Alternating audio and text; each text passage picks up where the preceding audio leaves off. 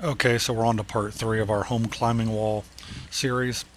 And what we have here is the 3/4 inch plywood sheeting that we're going to be using for this project.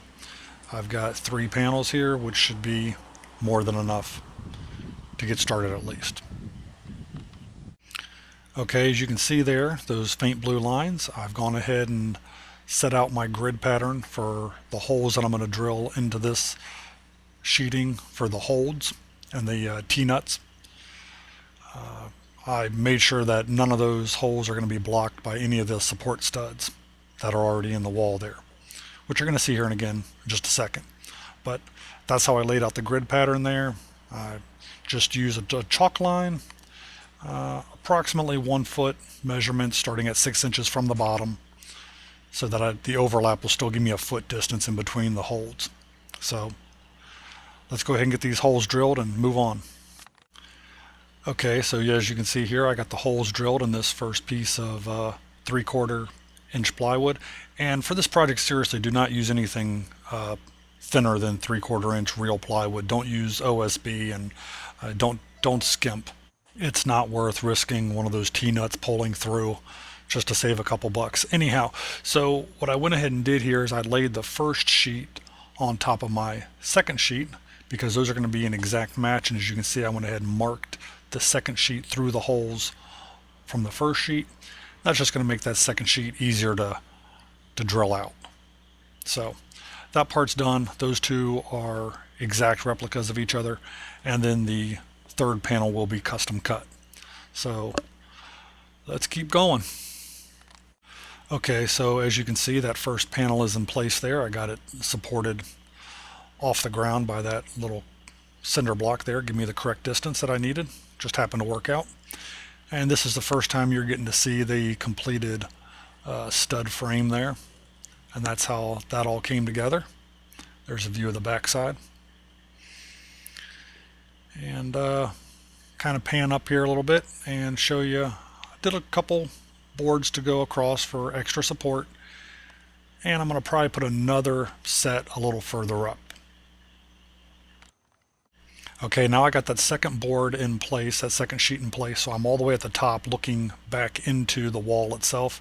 Here you can see that second set of higher support brackets that I put in, or support studs, whatever you want to call them. And this is a view down inside the wall. There's no straps in the back there. I actually angle drilled those screws in, so they don't use straps. But that's a view down behind the wall, and that's the basic support structure of this home climbing wall. Okay, here's a little more of a close-up of that grid pattern, all drilled out. Obviously all the T-nuts are in place now because all of the sheets are on the wall.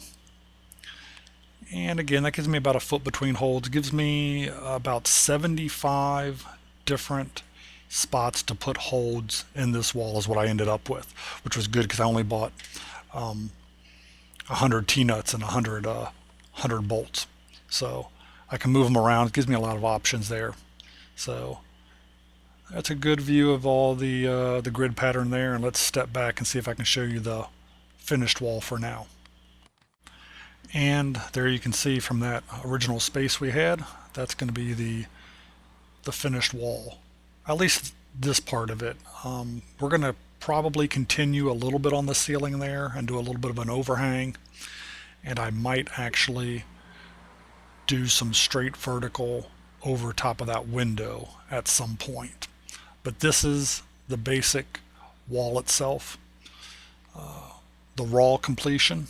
I'm going to be following up this video with at least one more video showing you all the holds on the wall, because that will not be in this video. But that's it. Our project, for the most part, is finished. And I hope at least at this point you've enjoyed it. Give you a little view back here behind the wall again.